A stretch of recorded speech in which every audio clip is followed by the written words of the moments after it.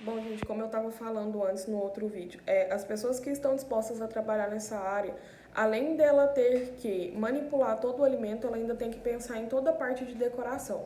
Porque, como eu tinha falado, como os alimentos não têm um aroma igual na cozinha quente, então as pessoas precisam realmente comer com os olhos.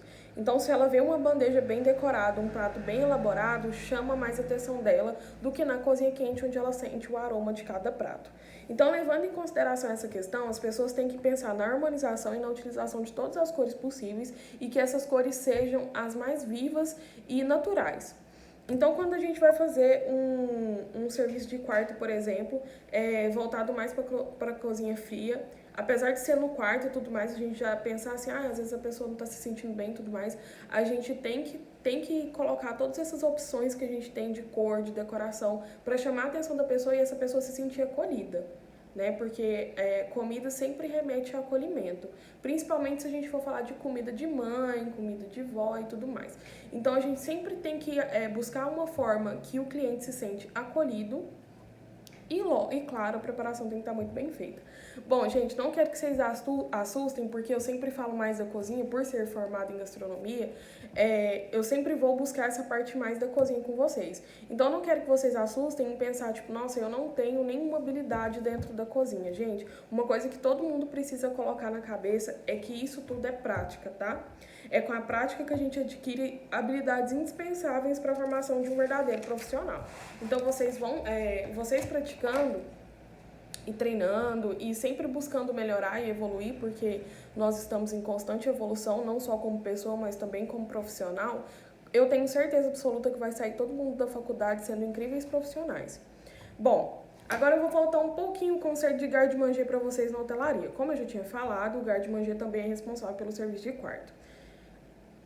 Como o profissional de garde-manger é responsável pelo serviço de quarto, além dele pensar nessa parte da preparação, tem que ser extremamente elaborada, buscar cores vivas, buscar uma montagem bonita, uma decoração bonita, e lembrando sempre que quando a gente vai decorar um prato, pessoal, apesar de vocês não serem dessa área da confeitaria, mas quando vocês atuarem, da confeitaria, da gastronomia, quando vocês atuarem num hotel, que vocês tiverem outros profissionais trabalhando com vocês, priorizem sempre por decorações que as pessoas podem comer, não decorações que elas devem jogar fora. Então, além de pensar em todo esse processo do alimento e tudo mais, a gente também tem que pensar no processo de chamar a atenção do cliente, de mostrar para o cliente que o serviço é bem feito, que as pessoas fazem o serviço porque gostam, não porque precisam, porque a gente está lá porque a gente gosta, porque se não for para a gente trabalhar com o que a gente gosta, a gente vai ser infeliz pro resto da vida. Então a gente precisa buscar uma área que a gente realmente gosta. Se você falar pra mim, olha Maria, nossa, eu curti demais essa matéria, eu quero essa parte, eu quero essa área, eu quero tratar o meu cliente bem, eu quero proporcionar experiências inesquecíveis para os meus clientes. Então, gente, pense sempre nisso, tenham responsabilidade, procurem o melhor para o seu cliente, porque assim ele sempre vai voltar no seu estabelecimento, seja seu ou seja de terceiros. E você também pode procurar hotéis e serviços que tenham esse atendimento específico, e você também pode ser bem atendido, né, quando for a sua vez de ser hóspede. Então pense nos dois lados, né? Pense em você como profissional e pense em você como hóspede.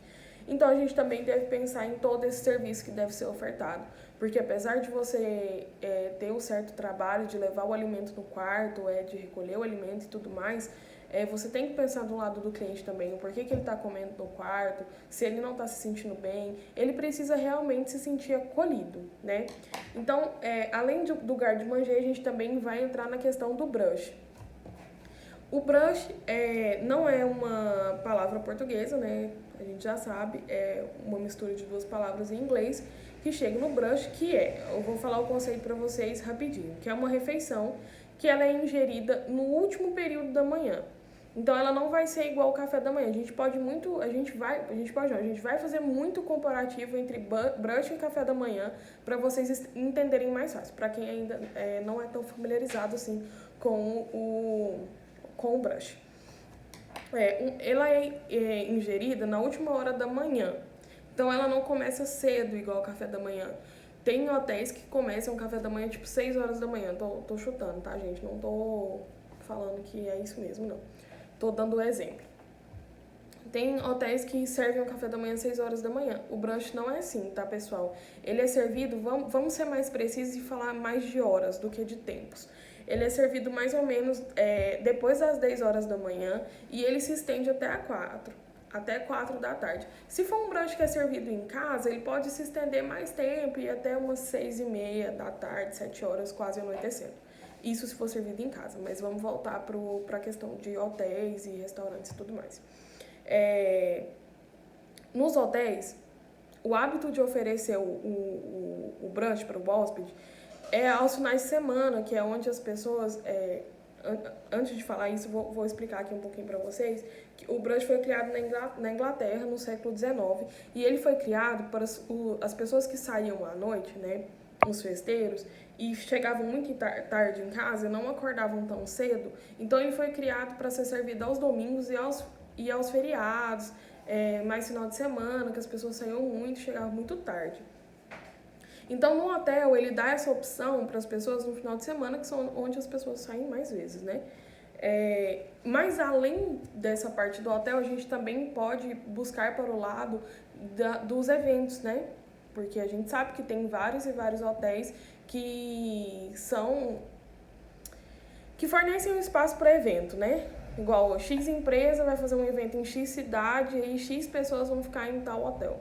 Então, o hotel dá essa opção de brunch também. Ou, eu preciso fazer uma reunião, será que eu posso fazer essa reunião no espaço do seu hotel e tudo mais? E eu precisava de um brunch para ser servido após a reunião. Então, já falando nessa parte de hotéis que também oferecem esse serviço para empresas, sempre que a gente falar de café da manhã e brunch, a gente vai remeter a refeições que são mais contraídas, né? São uns encontros mais informais, né?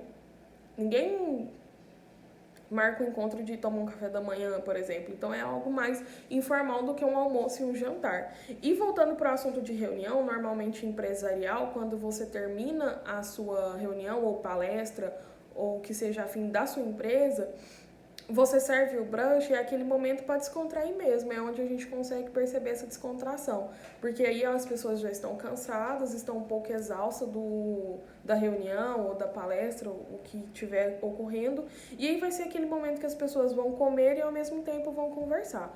Por isso que a gente prioriza sempre no brunch alimentos que vocês podem pegar com as mãos mesmo e comer tipo numa mordida só. Ou, né, a gente pode servir o banquete, todo mundo sentado à mesa e tudo mais, se for algo mais casual. Mas quando a gente fala nessa relação empresarial, é mais quando acaba a reunião ou acaba o evento e as pessoas querem conversar ou comentar sobre o que aconteceu. E não é aquela coisa tão pesada, tão assim, que tem que ser realmente sempre formal. Vamos falar também. Eu falei agora para vocês sobre a questão da refeição poder ser pegar a mão e as pessoas comerem numa mordida só. A refeição do brunch ela é um pouco diferente do café da manhã, porque o café da manhã a gente prioriza sempre por coisas mais leves, né? Já no brunch, não. Você pode colocar coisas mais pesadas, né? Você pode colocar carne, você pode colocar embutido. Tem gente, agora que a gente tá nessa era de omelete e tapioca, colocar recheios mais pesados. E aí começa uma mistura entre o café da manhã e o brunch, porque você pode dispor na mesa tudo que teria no café da manhã e acrescentar essas outras opções, como salgadinhos, tortas, torta doce, carne, queijo, que eu falei. Então, e aí as pessoas têm duas opções, né? As pessoas que eu digo que estão trabalhando no hotel, no caso. Ou montar um buffet bem grande, né? Com todas essas opções, ou colocar uma mesa posta, mas normalmente é mais o buffet, né, gente? Aí eu coloco no buffet mesmo, no aparador. Eu acredito, assim, que no aparador é mais quando é para poucas pessoas. Se for para muita pessoa, o buffet é o essencial. E lembrando que no brunch, diferente do café da manhã, pode ser servido bebida alcoólica. Aí a gente dá a prioridade para aquelas bebidas alcoólicas um pouquinho mais chiques, né? Espumante, ou alguns drinks que levam espumante e tudo mais. Para a opção de quem não bebe bebida alcoólica, a gente sempre dá a opção de água saborizada. Bom, gente, eu quis explicar num todo o conceito do serviço que a gente vai estudar agora, né? do room service voltado para o garde-manger e para o brush. Normalmente as minhas aulas não são muito longas, tá? Elas são bem curtas. Como eu falei pra vocês, eu não quero deixar nada muito pesado pra vocês e vocês acabarem confundindo e não conseguindo aprender. Às vezes eu falo muito rápido, então se alguém tiver alguma dificuldade, pode falar comigo no grupo ou no privado, que eu tiro dúvidas, eu esclareço o que ficou faltando. A minha primeira aula em todas as matérias que eu ministro, eu gosto de sempre passar o que é a matéria e a gente conversar um pouquinho sobre o que vocês esperam do curso, sobre o que está acontecendo, principalmente nesse atual mundo que a gente está vivendo. Então eu não gosto de já chegar e colocar trabalho e colocar as coisas para vocês fazerem e ficarem um pouco com a cabeça cheia e não aprendendo o que eu realmente quero passar para vocês. Porque como eu disse no começo do vídeo, eu quero que vocês saiam da faculdade sendo grandes profissionais da área. Independente se você vai seguir essa área ou não, independente se você já está nessa área ou não, eu quero sempre acrescentar na vida de vocês e não prejudicar vocês. Então eu sempre falo, quando vocês tiverem algum problema, vocês podem falar comigo, que a gente sempre vai tentar resolver da melhor forma possível para vocês e para mim como professora. Então, no mais, a nossa aula foi isso.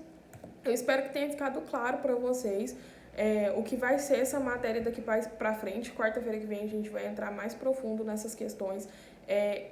Como era para a gente ter aula prática no laboratório, se a gente estivesse tendo aula presencial. Então eu vou gravar algumas aulas para vocês. Eu não vou, claro que eu não vou montar um brush para vocês, porque eu não incentivo aglomerações. Outro porque eu não tenho muita gente aqui que mora comigo para servir esse tanto de comida.